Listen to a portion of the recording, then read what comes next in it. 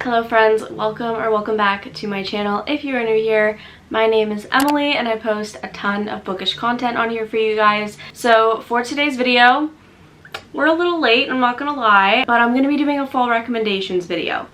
And there is an assortment of here. There's some cozy reads, there's romance, there's fantasy, there's thrillers, there's a lot. These are just books that I either read maybe last year in the fall and it just gave me that fall vibe, or I am now just like looking back on them and I think they would be great books or series. I do have one series here that I think would be great to start in the fall if you haven't started it. So without further ado, let's dive in. I'm not going to dive too much into what each book is about, but I just hope that you trust my recommendation and go buy these books because they are all incredible, and like I said, they give the perfect fall vibe, perfect for the season, so be sure to read them. So I'm just going to start off with a bang here and say that you should definitely be reading A Court of Thorns and Roses in the fall. At least start the first one. I'm pretty sure I started it in November last year, and I've been taking my time with this, but since then I have read the first one, which is A Court of Thorns and Roses.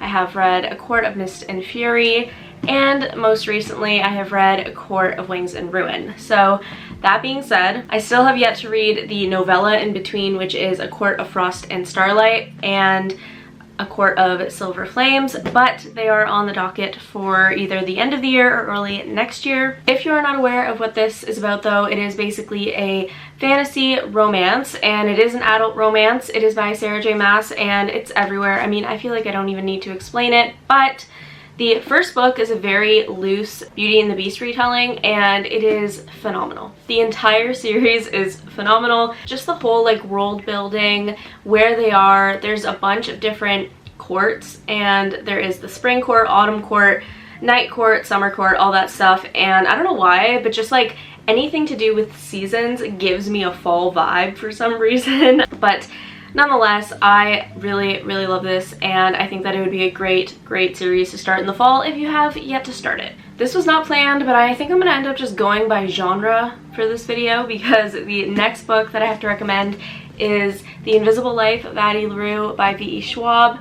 I read this last fall and I adored it. I think I gave it like a 3.5 or a 4 out of 5, but this is a story about Addie LaRue, and she was born, I believe, in like the 18th century or something like that, and she ends up making a bargain with a demon god where she essentially lives forever, but no one she meets remembers her. So we're following her life throughout all of these seasons of her life, and she literally lives like until this time, like 2000 whatever, and she meets the first person who actually remembers her and she doesn't know why, and we kind of just go from there. So this is such a cozy read. I adored it. The writing is amazing. I will say this is a slow burn, not a slow burn romance by any means, but like to get to the really good part you kind of have to go through the fluff at the beginning, but I loved it. So definitely go check this one out. Okay, the next genre I'm going to be doing is kind of a mixture of like romance and contemporary, but I will start with the full-on romance first, and that is Love and Other Words by Christina Lauren. This book, it's so good and everyone knows about it, but I'm pretty sure most of it actually takes place like in the summer. I just think that the vibe of this book gives fall for me. So we follow Macy and Elliot. They actually grow up being neighbors at Macy's family's like cottage or something like that, and he lives next door. So every single summer and on certain weekends, her dad and her go up and she hangs out with Elliot, and they're just like the best of friends at a young age. I think they meet at like 11 or something like that. And then it skips forward 11 years and a long time has passed since they have seen each other, and you don't really know why. They do kind of like date when they're younger and then they just stop talking, and the entire book is basically Macy's story, where she's at, and then she runs into Elliot 11 years later, and it brings you through kind of why they stopped talking, and it is a friends to lovers second chance romance. So it's such a cozy read. Obviously there are sad things, some trigger warnings in this book, but I adored it and I think that it's perfect to read right now if you haven't read it yet, because I feel like everyone's read it.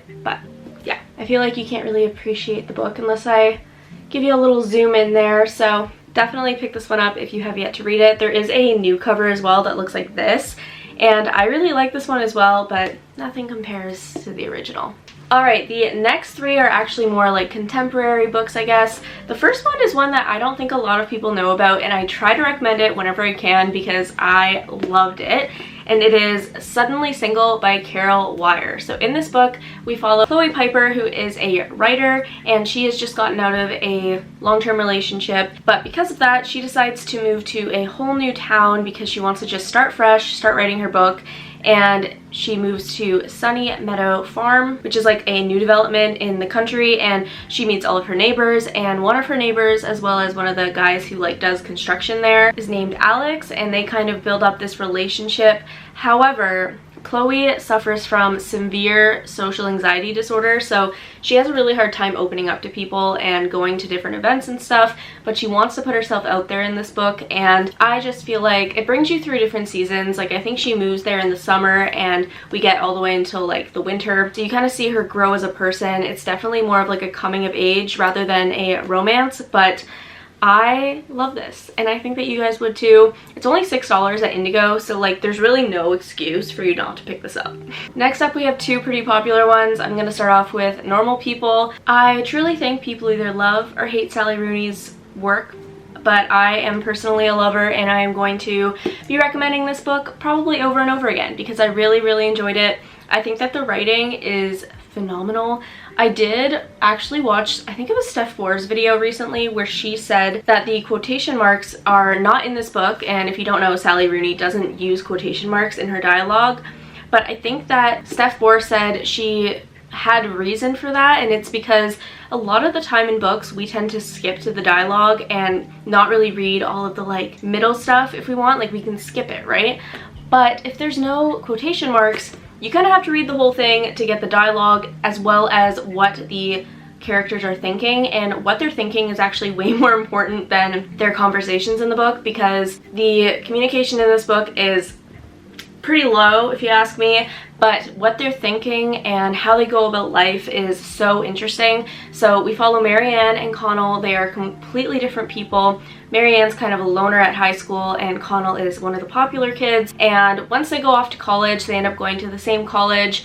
They date on and off, I guess. I don't even know if you can actually call it dating, but they see each other, and yeah, it's kind of just like going through their minds of how they feel about each other, what they want out of life, and I just really adored this book. I don't know why, but I feel like a lot of coming of age stories just remind me of fall, so this one would be perfect to pick up. There is also a show on Amazon Prime, I think, and it's amazing, so yeah. Alright, lastly, for the more contemporary fiction, I have Daisy Jones and the Six.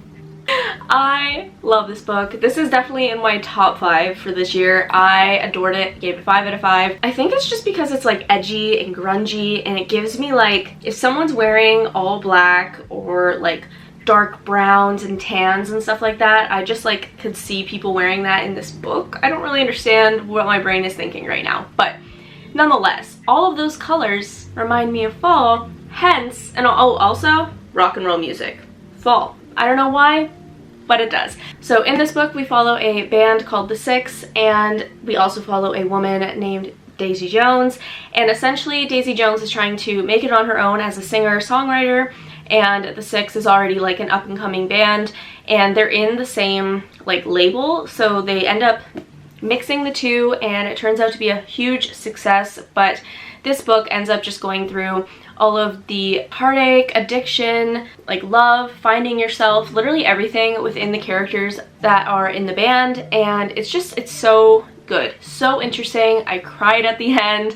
I loved it. If you're not aware, this book is written kind of like a documentary, so it says like character's name and then what they say, and then it just keeps doing that, and it made it such an easy read. Like, I flew through this book, and it is almost 400 pages long, so yeah, I really recommend you read this. Even if it's not in the fall, just please pick it up, because Taylor Jenkins Reid has such a mature way of writing, and it made me so emotional, and it just like grabs you. So really highly recommend Daisy Jones and the Six. Alright, you guys, we are on our last 3 books here, and these ones are more of my mystery thriller recommendations. I don't know why I don't have more, but at the end of this, I'll give a few honorary mentions that just like maybe don't give me fall vibes, but they are thrillers, and I know we all love reading thrillers during spooky season, but these ones just give me the fall vibes and are thrillers, so yeah. I'll mention some at the end. So first one being a pretty popular one. It actually came out a few years ago and it popped off all over social media, but that is The Silent Patient. I think this book is incredible. I will say I did read the other book from this author, The Maidens, and I wasn't the biggest fan. I thought it was okay, but it just didn't really compare to The Silent Patient to me. So in this book, we follow a woman who has been convicted of murdering her husband. But with that being said, ever since the murder did happen, she has gone completely mute throughout the entire court case and everything, and she's now at a psych ward. It's been years and she has yet to say a single word, which already in itself is super interesting because you don't really know if she did it or not, even though it looks like she did it. So there is this therapist who decides to apply to the psych ward because they are super fascinated in her case and why she's not talking, and their goal is to get her to talk. And it just goes from there. There's so many plot twists. I mean, I think a lot of people do guess the ending, but honestly, I had no idea, and I had to like triple check what I was reading because it was just so unpredictable to me and out of this world. So I highly recommend picking this one up if you have not yet read it. It is such an amazing psychological thriller. I'm now just noticing there's like a little bit of a glare on my face, but we're just gonna go with it because it's not really bothering me that much and I can't be bothered to redo this. The next one is one that's a little bit less popular. Actually, it's probably not popular at all, but I loved it, and that is The Beauty of the End by Debbie Howells. I don't think most people know about this. I actually found this at Value Village years ago when I started reading, but I'm gonna read the back because I want you guys to get the full extent of what this book is about, and it is just so good. I remember being scared, crying. There are definitely trigger warnings in this book, but it is such an amazing mystery thriller. So it says, so begins the testimony of Noah Calloway, an ex-lawyer and armchair criminal psychologist. Now living aimlessly in the English countryside, Noah is haunted by the memory of the beguiling young woman who left him at the altar 16 years earlier. Then he receives a troubling phone call. April lies in a coma, the victim of an apparent overdose, and the lead suspect in a brutal murder. Deep in his bones, Noah believes she's innocent, but he also believed they would spend their lives together. While Noah searches for evidence to clear April's name, a teenager named Ella begins to sift through the secrets of her own painful family history. The same age as April when Noah first met her, Ella may hold the key to solving the murder. As the two stories converge, there are shocking consequences when at last the truth emerges, or so everyone believes. I don't know if that sounds interesting to you, but we have two different points of views. A mystery about a woman who is currently in a coma but is being convicted of a murder, and her ex-boyfriend, who is also an ex-lawyer, is trying to figure out what really happened. And then we also get that point of view of Ella, who is a young teenager, and she's just like in therapy trying to figure out her life story, and their paths cross in such a cool way. Like, I need to reread this because I really did love this book, and the ending is so heartbreaking. There are so, like I said, there are so many trigger warnings in this book for sexual assault, obviously murder, and like graphic scenes, stuff like that, but it was so good. So highly, highly recommend reading The Beauty of the End by Debbie Howells. We have made it to our last book, friends, and that is a classic. We have Pet Sematary by Stephen King. I felt like I just had to add in a Stephen King, and this one is perfect for the fall. It does take place in the fall, I'm pretty sure, but it is about a family who moves into a new house, and it is on this like pretty busy country street where a bunch of trucks tend to go by. They end up meeting their neighbor, who ends up bringing the entire family to like this cool spot, which is essentially a pet cemetery. But little does he know, beyond the pet cemetery there is something much darker, and I don't want to spoil anything for you guys. I feel like it's really easy to spoil this book, so I highly recommend going into this blind if you haven't like watched the movie or read it yet. It is so good. It is definitely like paranormal, it is gruesome, but Stephen King always just has a way with words, so I really recommend picking this one up as well. It is my type of horror.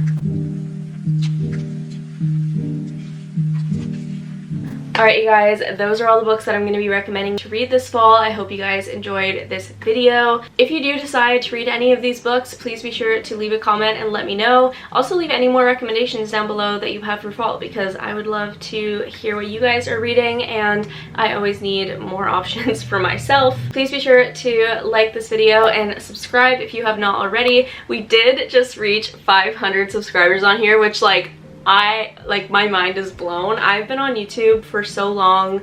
I've taken like long breaks and stuff in between just because I have had this channel for like 7 years or something like that, and it's brought me through so many different phases of my life, but it's always stayed with me. Like, I just love recording videos for you guys and putting them out there, even if it's just 30 of you who watch. Like, I literally don't care.